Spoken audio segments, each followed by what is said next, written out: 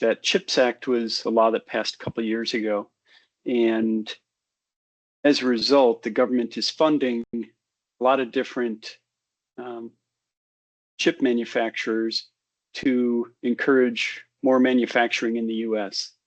And GlobalFoundries applied for and signed agreements for about 1.5 billion in grants. And what we've been hired to do is to kind of manage the oversight of compliance with the CHIPS grants.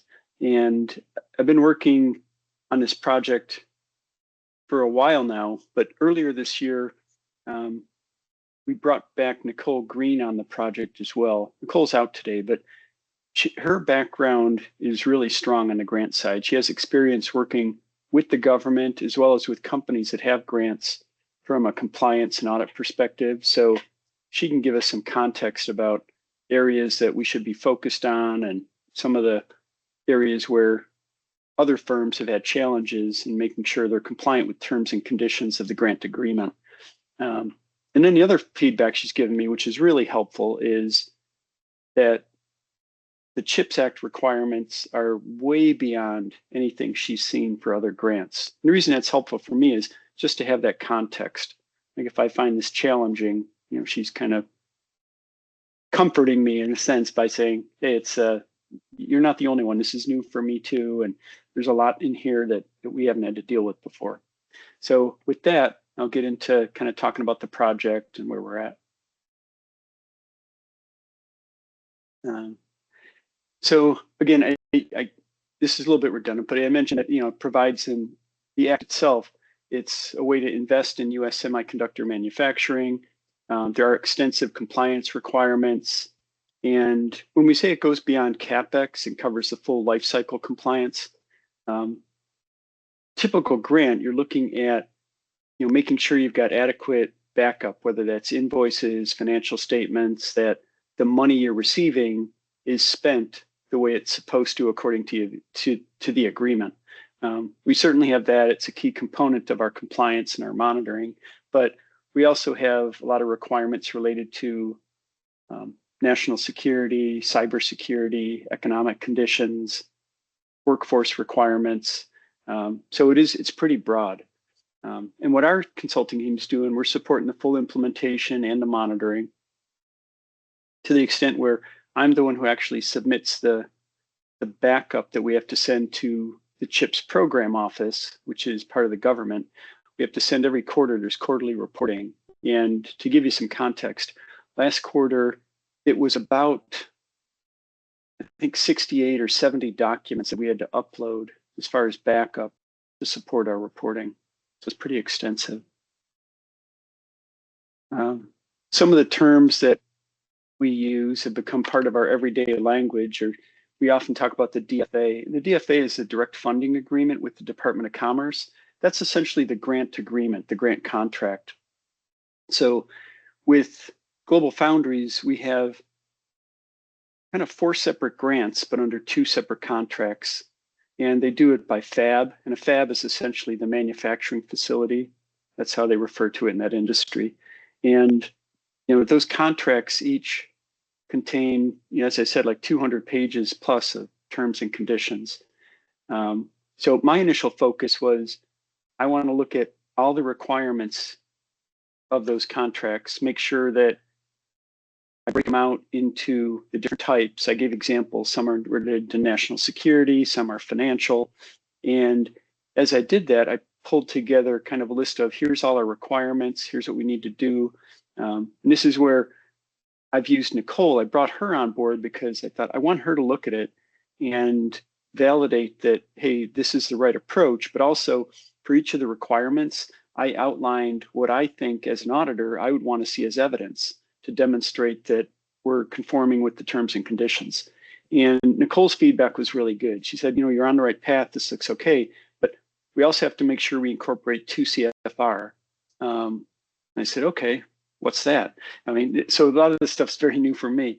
2 CFR it's a code for financial regulations, and it really is a broad rule of regulations that covers all government funding.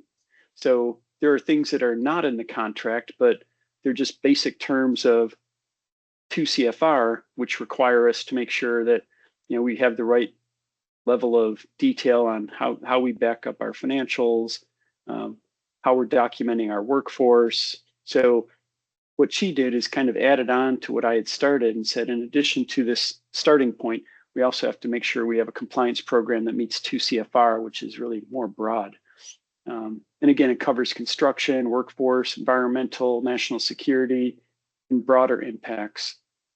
And when we say broader impacts, that sounds vague. It's actually the term that's used in the DFA, in the funding agreement. And within broader impacts, there's like 4 different subsections. Each subsection has probably half a dozen bullets about requirements. So it relates to everything from economic security to national security, cybersecurity. So a lot of different components to it. As I mentioned earlier, we have quarterly reporting as well as ad hoc reporting.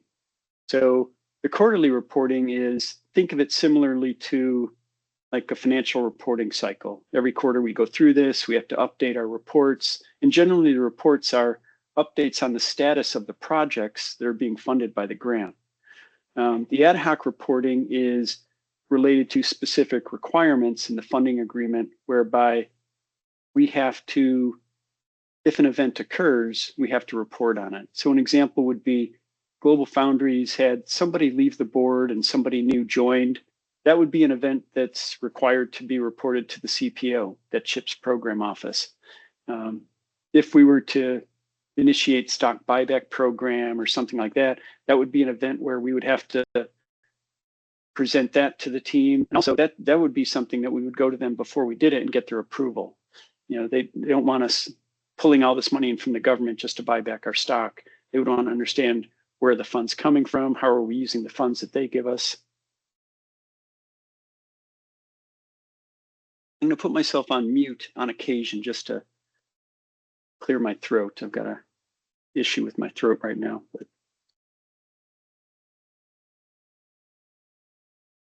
All right. Oh, and as I go through this, you guys feel free to raise your hand or just speak up if you have questions. Now I'll talk a little bit about our internal operating model. IRCR is actually the name of the team that I'm working with. So that acronym it's brand new. Well, it's a year old. So they created that about a year ago. It's a team that didn't exist. Now it's a team of about a dozen people.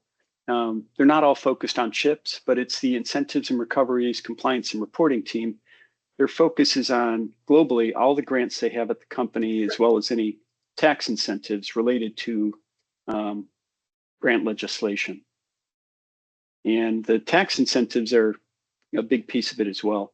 And then just to give you a sense of GlobalFoundries and their history, they've got a fairly even distribution between the US, Germany, and Singapore as far as their grant funding, as far as dollar amounts. I would say it's like 5 to 7 billion for each of those different locations. So it's a lot of money where they get grant funding. I would say Germany, most of that has been received. Singapore, it's a mix. When I say been received, if you get $1 billion grant, they might have received 900 million of it already. Singapore, it's a little bit more balanced. And I would say US, for the total grant funding that we have, it's probably less than 10% that we've actually received. In part because it's newer actually that we're getting funding and expanding operations in the US. And I'll give an example. So the CHIPS grant, it's the 1.587 billion. Of that, we've received 10 million. So, less than 1%. So it's really early stages, it's small, but it's kind of good that we're ramping up the global program for them as well as the CHIPS Act. One of the things we've done is we've helped them implement SharePoint lists to help track grants and milestones. And that's actually in a kind of a parallel phase right now, because the way they were doing it before is,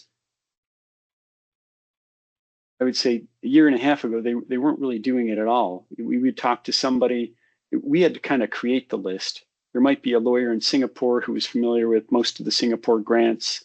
there might be 3 different people in the US who are familiar with different parts of grants. Germany was a little bit more organized and centralized. They had a more mature program, but it was really overall globally, they didn't really have a global approach. So we kind of pushed them to adopt that. They've done that.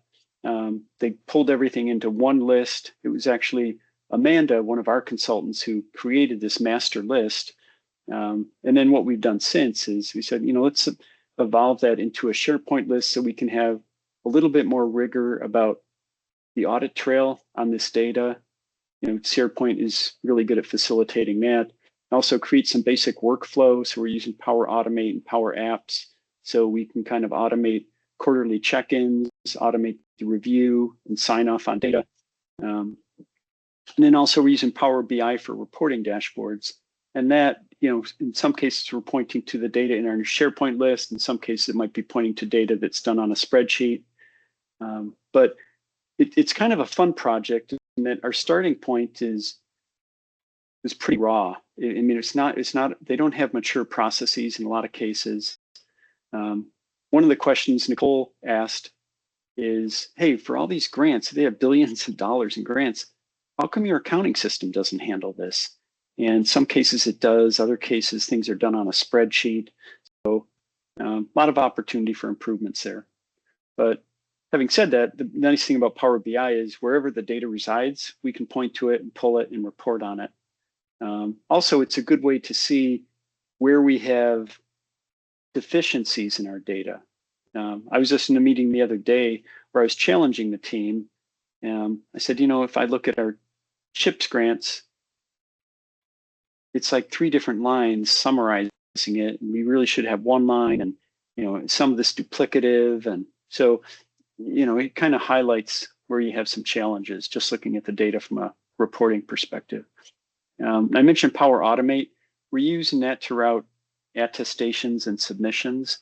And to define those terms, the attestation is a quarterly process whereby we connect with the different stakeholders and project managers throughout the company that are managing projects that are supported by the grant. And what we're looking for is them to give us an attestation on how we're tracking against the specific milestones that are due. And the reason for that is if a milestone is not on track or we don't think we're going to hit it this year, it impacts how we account for it. Their accounting policy requires that we need reasonable assurance that if we're getting funding based on a certain milestone achievement, that we have reasonable assurance that we're going to meet it this year. Otherwise, we account for it differently. So that attestation process was very manual. Now we've got more of an automated process that we're implementing. And as far as the submissions, that really relates to the quarterly submission process whereby we do our quarterly reporting to the CPO. Uploading to the CPO site, which is actually a Salesforce site, is fairly manual. We're just uploading documents. But when we say submissions, we're thinking each quarter we need teams to give us updates.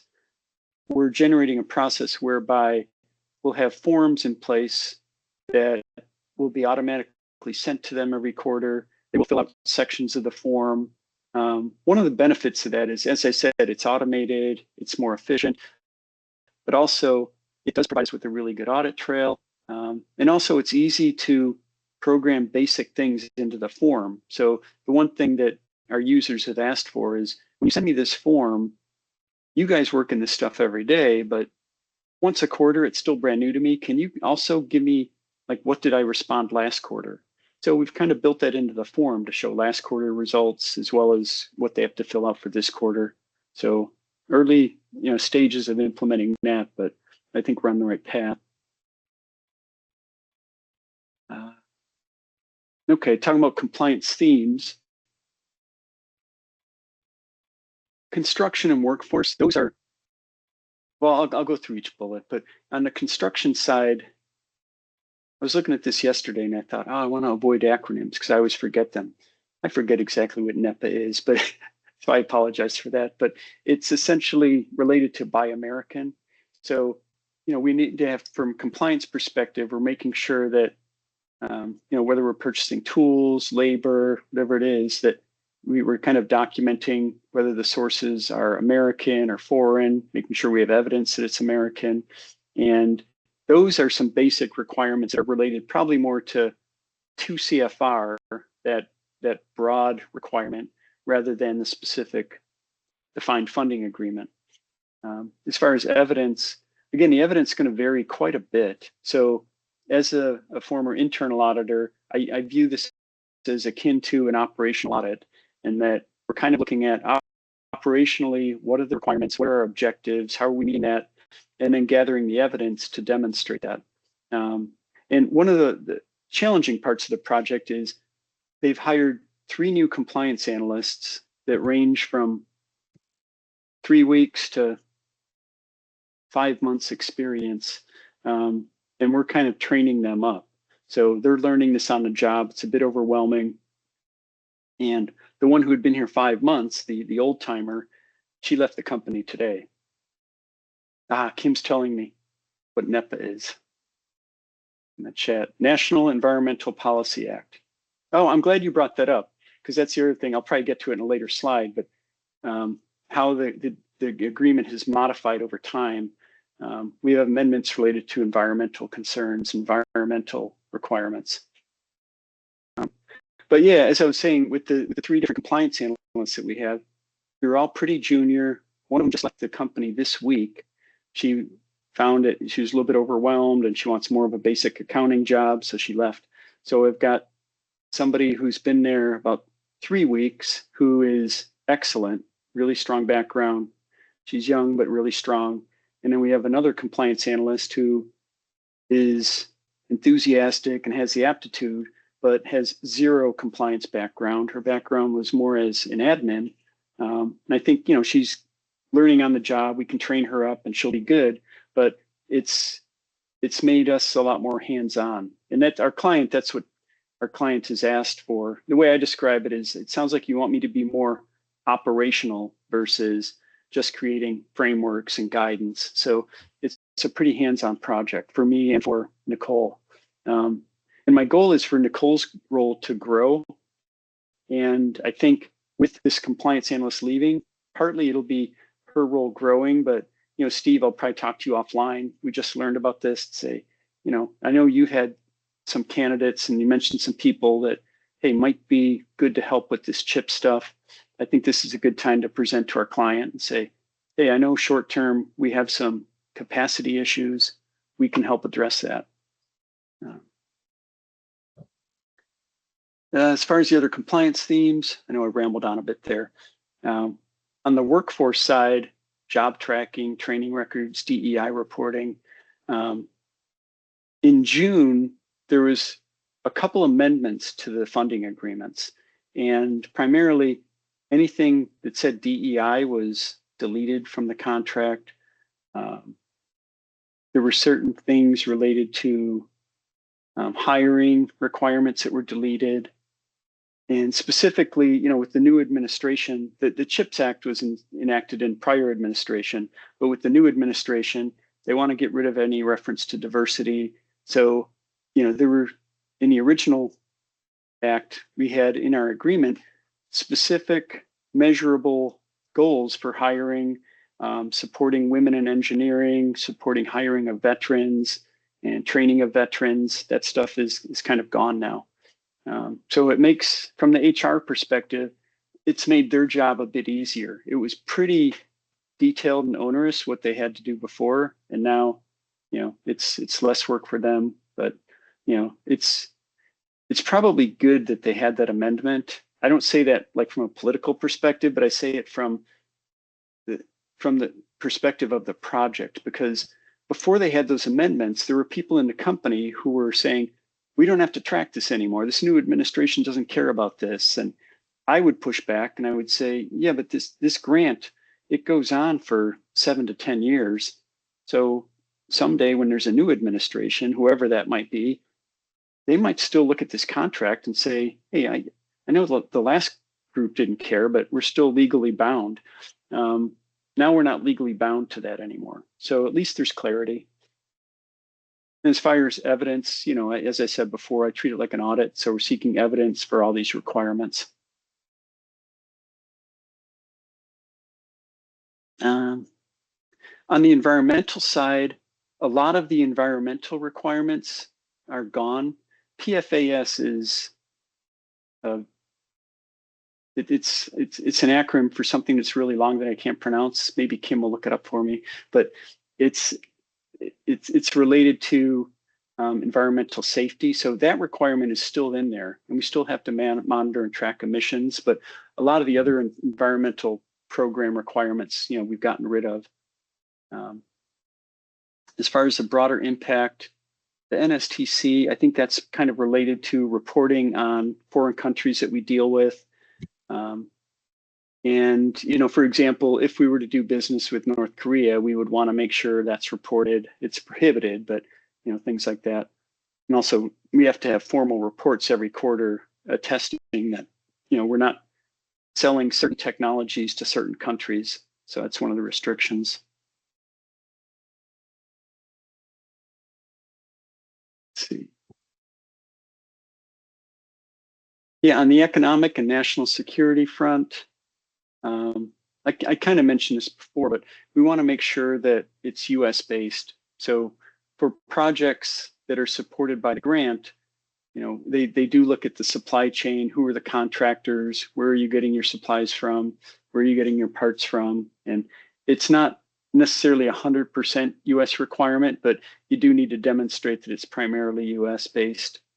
As far as exporting, that's pretty specific. Like they don't want us exporting the microchips to China, for example.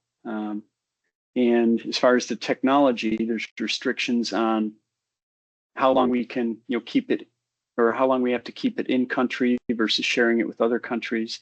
And then as far as evidence, we're looking at things like risk assessments, partner certifications. They have a strong trade group, so we are looking at the controls related to import and export controls, as well as they've got a national security team that they've had that predates the CHIPS Act. It's something that they've had in place already.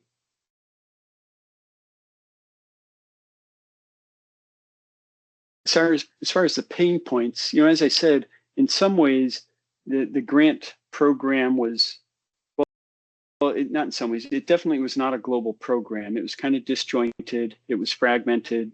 Data was across several tools, across several regions. And it's challenging to bring that all together. One, because you've got a lot of different teams that kind of manage their little silo. But the other is there are certain restrictions. So some of the details of the CHIPS Act grant, for example, are not allowed to be shared with people who are not US citizens. So they have to go through a process where if you're going to be on this project, we have to make sure you're a US citizen, or if you're not, we have a global team. So we're having global team meetings. I can still present to the team, it's teams in Germany and Singapore, and I can still be pretty open about the status of our grant and the amount. But if we're talking about, technical details related to the progress of a project or the technical specs of, whether they're meeting that milestone, those are conversations that are more internal within the US group. So, to know if you wanted to watch it. I sent it to you twice to see if you wanted to watch this thing. Oh. So right now, is it just a camera thing? Is it a camera? Yeah. Have you gone outside? Sorry. Oh, I thought there was a question. We probably just picked up some chatter. Sorry about that. Yeah, so as far as the pain points, the fact that it's been converting from a regional approach to global, that's been challenging. A lot of cross-functional coordination is required, but these are kind of the fun parts of the project as well. Especially if I look at, working with the team in Germany and Singapore. Singapore's all pretty new. Germany, it's a little bit more mature team. So we kind of leverage some of what I would call best practices as far as how they monitor the grants and track milestones, how they meet and coordinate with their key stakeholders to make sure things are on track. They have quarterly meetings, for example, with the business operations people, the project managers at the fabrication sites, as well as legal. And, that team approach seems to work well for them. In the US, sometimes it's a little bit more disjointed, and that sometimes we're meeting with these people separately just because with the CHIPS Act, the number of stakeholders is so large that other than the introduction to the project where you might have 40 people on a phone call, we don't want to have a quarterly meeting with 40 people. So we have several different meetings with different groups, and where it makes sense, it's cross-functional. But for the most part, we're collecting information from separate groups separately. The other risk and kind of challenges are compliance expectations change. There have been amendments, but in some cases that's challenging. In other cases, it's a good thing. So when I say a good thing, I'll give an example. For our quarterly reporting, in last quarter, I think I might have mentioned there was about 68 or 70 different documents that we had to upload for the quarterly report. Some of those were a bit redundant. Some we thought maybe this could be annual versus quarterly, so we pushed back to the CHIPS program office. They had no give on quarterly versus annual. They said, no, we've got to keep things quarterly. But where there was some redundancy, they updated their expectations.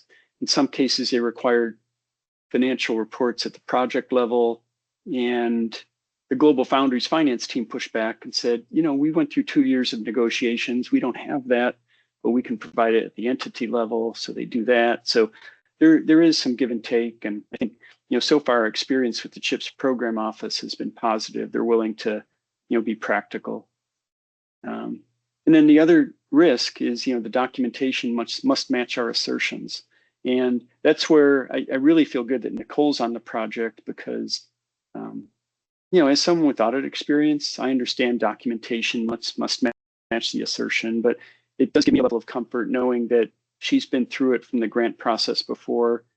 She's kind of had the government hat on where she goes in and will audit a company, and she knows what they're looking for and how they look for it. So I think we're building a strong program, but it's really kind of in its infancy.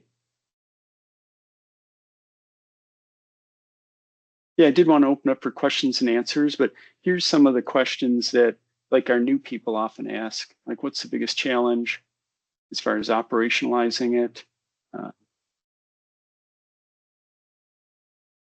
I would say, one of the challenges is that the CHIPS compliance is much broader than your standard grant. That's also how it distinguishes from other federal programs. This is new. It's bigger. As far as best practices, I think one of the things we've learned. I think I might have next slide some answers to some of these. Yeah, CHIPS compliance, as I said, is much broader. Some of the challenges are coordination across a lot of different teams. But the good part for our project is we have so many different stakeholders, so many different groups. We haven't really experienced anyone pushing back or seeing this as administrative overhead. I think there's a general understanding and appreciation that there's a lot of money that would be coming in from these grants. So it is important, it's recognized, so we get really good cooperation. Having said that, not everybody at the company is on board with these grants. And the reason for that is, there are some at the company who their job is to, act as a government liaison, identify grant opportunities. So it's almost, in some cases, a single-minded focus. It'd be like if Steve could get a grant for $100 and it was my job to get that grant money. I'd be like, Steve, we got the $100. Steve might push back and say, yeah, but I got to spend $1,000 to get that 100, and my return is only going to be $500. I don't want to. So there are some who are looking at it from a more practical perspective, but not everybody is. So, just because we're getting $1.5 billion doesn't mean the return on investment is going to pay off. So that's something that's evaluated by the finance team, their long-range planning team. So that coordination is challenging, but it's also really key and it's really important. As far as other key takeaways, I think the use of tools has been embraced. We brought in the concept of using SharePoint and Power Platform, Power Apps, and creating flows, using some Power BI for real-time reporting. That's been embraced because I think the teams have realized that they haven't really had a global view of the program. Now there's a better appreciation. I think the team in Germany appreciates it, even though they have a mature program. They like seeing how it all fits together globally. If they're doing something different from someone else, they're willing to offer, hey, here's how we've been doing it for 10 years. And they're also willing to learn and say, yeah, if there's a new technology, let's leverage it, which is really good from my perspective, because one of the big concerns of one of our clients, so her name is Goalie, and she's who I work with really closely. She manages a team of 10 or 12 that have this grant program. She was very apprehensive about working with the German team, partly because she's new in role and they've been around for 10 years, and all of a sudden, they have a dotted line reporting to her. She's like, I don't know if they'll want to change, they won't want to do anything, but they've kind of embraced what we're doing. So I think it's going well from that perspective. And that last bullet, it's a bit redundant, but I can't stress enough that, our real focus is being audit ready. So audit readiness requires a lot of documentation. So the example I gave earlier, where every quarter we're pulling updates, and the updates are based on what the CHIPS program office has requested we provide every quarter. So we've got a basic template of information that they have to complete. In some cases, it might be data that's populated into a spreadsheet. In other cases, it's a Word document that's updated with narrative updates. That's really extensive. So what I needed to do, and so far it's been successful, is manage the expectations of the stakeholders by letting them know, as challenging and onerous as this is, what we provide quarterly is nowhere near what we need to be ready for an audit. And when I say an audit, it could be the Department of Defense, it could be Department of Commerce, the Inspector General. They would come in, it could be next month, more likely it could be 5 years from now, and they would look at the program and they would say, okay, you have this quarterly attestation, we see that, but where's the evidence that you're actually meeting this requirement, whether it be related to construction or capacity or quality of the chip. So we've also, in addition to the quarterly reporting, kind of in parallel with it, we've got what we call our compliance reporting, where we're pulling a lot of additional documentation and evaluating that. And that's where, again, Nicole is key, because I've been an auditor, she has. We can look at that, but our team, the compliance analysts, they don't have that experience. So they're apprehensive and nervous, and we're trying to alleviate that by letting them know that we're not going to throw them in the deep end without a life preserver. We're going to be there with them, kind of walk them through it, and a lot of learning on the job. We've also put together kind of recommendations for training for the team. So it's a challenging project, but a fun project. That's my last slide, but so I'll open it up. Does anybody have any questions, comments? I don't know if this relates to projects you guys are working on, but. I'll just jump in here. This is Steve. Hey, John, thanks for bringing this together. This is great. It's super helpful. And well, I have a couple questions. The first one is, so it sounds like these are pretty onerous. I don't want to say onerous, but thorough requirements. How does this tie in with SOX? Does this go beyond what SOX should require for this kind of program? And if by complying with the CHIPS Act requirements, you're therefore complying with SOX, or do you have to do anything special to? Because they are a public company, you have to do anything special to comply with SOX? Yeah, I would say for SOX, as it relates to grants, we have the two primary controls are the approval control, which I don't view as very strong. I'll touch on that in a minute. And then the other second control is where the auditors are really focused, is the quarterly attestation. So it's to say a quarterly attestation probably minimizes what actually happens. It's an extensive process with a lot of control attributes, whereby they reach out to stakeholders for each grant, each milestone within the grant, to verify that it's on track, that they're meeting the objectives of the grant, that they're complying with terms and conditions. And as part of that attestation, that gives us comfort that when we're going to make a claim submission related to a milestone, let's say the claim is $10 million, that we can book that as a receivable, when we make that claim. So, but that attestation is key. So from a SOX perspective, it's a challenging process, and it keeps Goalie pretty busy, but it's a really, really small fraction of CHIPS compliance effort. So I would say, the financial reporting side of it is important, and we've helped build controls there. I also mentioned the approval process. They have a corporate policy. It was set at the board level that grants over, I think, $5 million, requires approval of chief legal officer, head of tax, and the CFO. Before we came on board, I'm not sure any of those people knew that policy existed. It was just really more informal. And, I'm not sure if we looked at the whole body of grants that they have in place right now, there's probably about between 80 and 100, but I don't know if all of them would, even if all of them would meet that test, I think they'd be challenged in documenting it. If someone were to come in and say, where's your documentation from that grant you got into 5 years ago? We've had cases where the Singapore team, the lawyer couldn't find the agreement. So yeah, as I said, they're maturing, but yeah, the SOX stuff is not the biggest challenge they face, but it's important.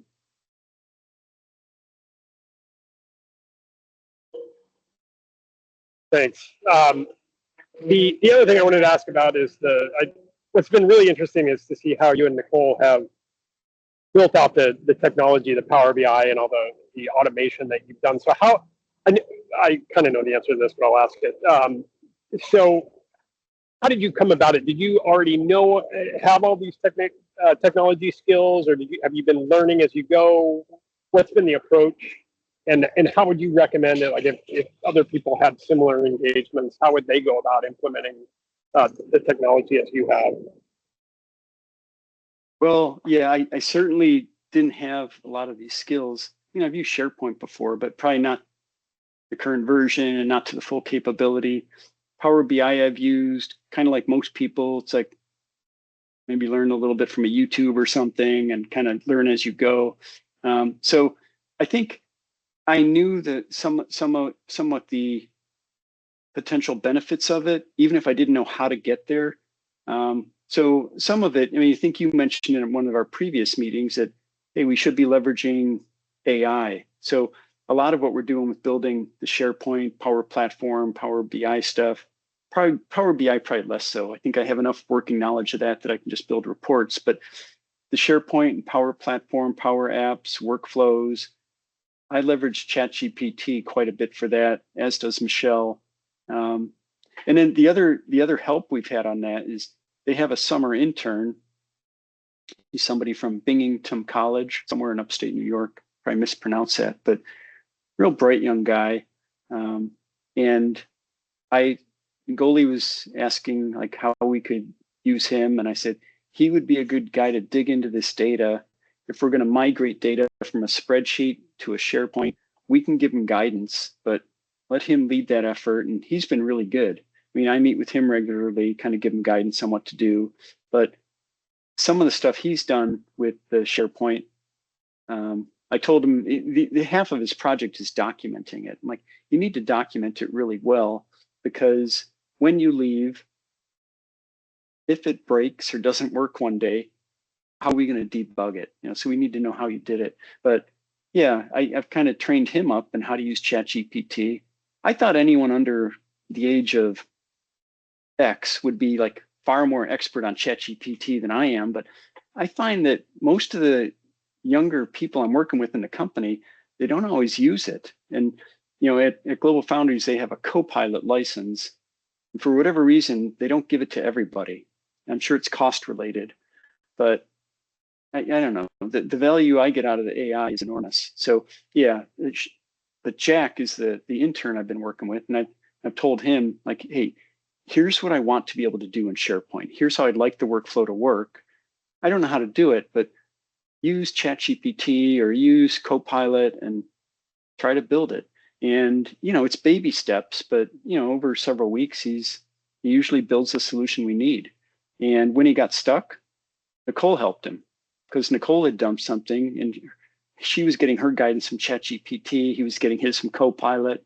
Her guidance was better. So yeah, I know I'm rambling a bit, but that's that's kind of our background and how we started using these tools.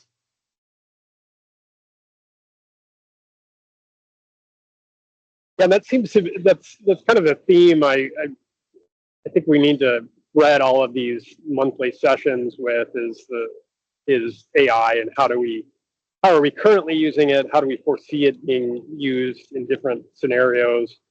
Is there anything that you think that, whether it's project you're working on now or in the future, where you think that will change the Camber engagement out there, other than using it as a resource tool, like whether it means more opportunities to expand, or are we? I think eventually, I'm sure we are, but are we facing a scenario where AI or automation and bots can phase us out of these different projects? It's a good question. I'm not sure. I think near term, it's somewhat more work. Longer term, maybe not. So I'll give an example. I think, when I first started using it, I thought there are certain tasks that it can do more than 10 times faster than me. So I'm like, oh, maybe I won't be billing 40 hours, I'll bill 4. And, so I think maybe it's less work for consultants. But where I think it's more in the short term is it allows me to do more, but the more you do, the better work you can do. And once people get a taste for that, they want more and better. So, it's almost like years ago, we started using spreadsheets. And I'm old enough to remember when we were doing it on paper versus when we started using Excel, and Lotus 1, 2, 3, and all that stuff. It's like, oh, wow, everything's going to be so much faster. We're all going to work 20-hour weeks. That didn't happen. Just meant, hey, we want more. So I think in some cases we'll want more, but the other area where I see it could be more work or more opportunity for consultants is I think we need to be where we can be ahead of the curve and using AI agents. And I don't really have experience with that, but the example would be, instead of right now, the way I use AI is I'll say, how can I do this? How can I do that? Or can you summarize? Well, this PowerPoint's a good example. Like yesterday, I said, hey, can you give me a 1-hour PowerPoint? I need to present to my consulting team. And, this is what we got. So AI is great for that. But an AI agent would be something whereby I say, hey, can you look at this every quarter and run this report and do the analysis and send it out to 8 different people? ChatGPT might give me guidance to say, hey, that's a good process. That's what you should do. Whereas an agent would do the tasks for you. And like setting up the agent and programming the agent, I don't really have experience with that. But I would like to learn more about that. And I know the term agent is very broad, but there are different types of agents that do different tasks. And, so I know a long-winded answer, but I think, there's still a lot of opportunity for us as consultants, one, to do a better, provide better service, better guidance based on use of AI, but also kind of thinking next generation, like how can we use agents to, if we become an expert in how to use it, we still need to think about what we want. Because one of the challenges my team faces that I'm trying to train them up is think about this grant program as though you were the owner of the company or the CFO. Like when I started, I asked them, could you tell me for your grants what the total dollar amount of active grants are? They weren't sure. I'm like, well, once we figure that out, how much have you collected? And that was an effort, but they're so buried in the detail work, they don't think big picture. And then once they have that and say, okay, if we still have 10 billion left to collect, when are we getting it? I'm like, well, that's the long range planning team. They would have that. I'm like, but you're managing a grant program. Don't you want to know? So yeah, I think if we're thinking in terms of what would an executive want to see, then we can kind of work backwards and figure out what would we want our AI agents to do, kind of develop those type of solutions.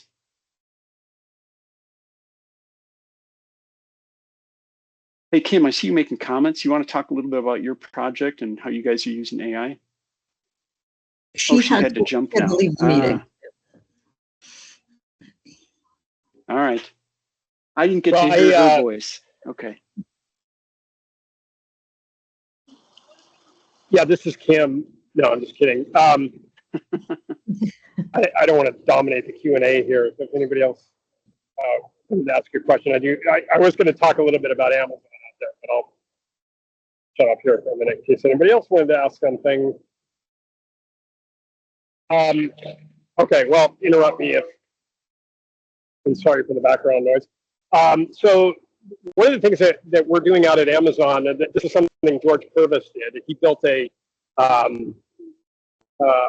tool that would analyze contracts, Amazon's Prime contracts, and summarize the detail from, pull the information like the terms, the date of the contract, who the signer was, when the end date is, special requirements, all that kind of thing.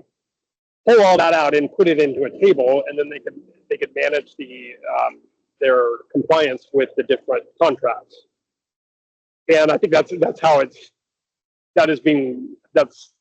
how many companies are using AI right now, but it's extremely powerful. That's the kind of thing that could be used for like 606 compliance, because every company has to look at all of their revenue contracts and pull out the information too. So it was I think in terms of an AI or a large language model, it was fairly simple, but something that made a huge impact with minimal effort. So yeah, I think that's a perfect example. Yeah, and I think there are lots of opportunities out there where clients have that need. They don't really know how to use it. So, I mean, we don't want to be obnoxious about it with our clients, but if there are opportunities, I think we have people that have some experience with that, and we can help. So, if anybody on the call, if you happen to see things like that, let me know, or whoever you're working with, and we can try to figure out maybe an approach or how we might be able to help them and build out our AI expertise at the same time. Uh-oh, did I get disconnected? I would be curious how others are using AI on their projects, and I think probably in future months if other people are presenting, because I feel like every time I use it, I learn something, and yeah, it's a great tool. We have to draw this out to 50 minutes out after or past the hour so that we can count this as CPE. So we need one more question.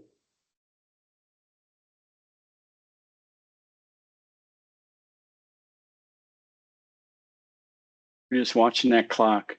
Yeah, 1 minute, we can do it. Well, I've got one.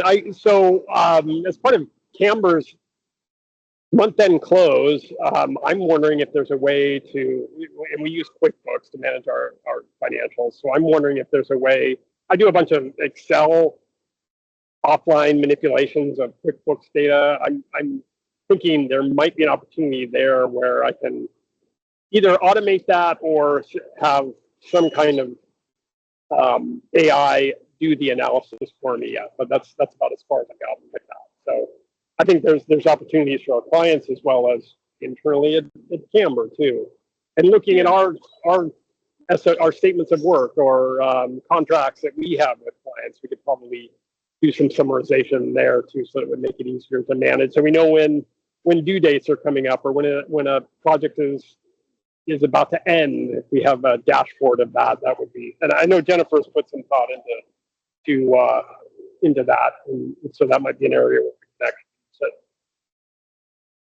No, I agree. You're right. Yes, I've been learning Power BI in the last couple of weeks and taken some of the Udemy courses, and so I'm trying to go down that rabbit hole. But yes, I do see a dashboard option, and more of an analysis of just our contract tracking and financial ties and all that kind of stuff too. Yeah, Great, I've used AI. Go ahead, John. So I was going to say I've used AI to analyze different data sets where I take like 3 different spreadsheets. One might be from a capital expenditures group, one might be from HR, one from somewhere else, and I've thrown them all in there, and I've said, hey, our our process requires that something needs to be approved by somebody at a certain level. Can you review all these transactions, identify some, if there's anomalies or something where it looks like it's not in compliance? And it's, you know, that's a fair amount of work in the old days, but, you know, almost instantly you get an answer. And then I think the benefit of having an experienced consultant do it is I can look in and I can get comfortable whether it's a good result or not. So in that example, it might say, well, it has Erin Barnes as an exception, but her name is Erin something else in this other table. So you need to make sure, you know, you have some person looking at it to make sure your data is good. But as far as the core logic of a tool, we just need to be, you know, smart about what logic, what we kind of define the logic, then we ask them to do it. So that's an example of where just in a ChatGPT query, I can do a lot of analytical reviews. What I don't know how to do, and I think what you're getting at, Steve, is there an agent out there that I could say, hey, this is a very specific list of tasks and checks that I want to do every month, or this is a lot of list of tasks and checks I'd want the agent to do every day, and just notify me if there's an anomaly or if an exception pops up. But I think the agents, that is I say the future. It might actually be in place and available today, but I just don't really have knowledge or experience of using it. Yeah, same here. The other thing too that's interesting, we have to be careful. Paige was actually, we were talking about AI, and she said, well, she can't use it for anything related to Coinbase because you're asking questions and feeding information into ChatGPT. Well, that's public. So yeah, you could feed you have details. to be pretty generic if you're doing it for something like that. Yeah. Right.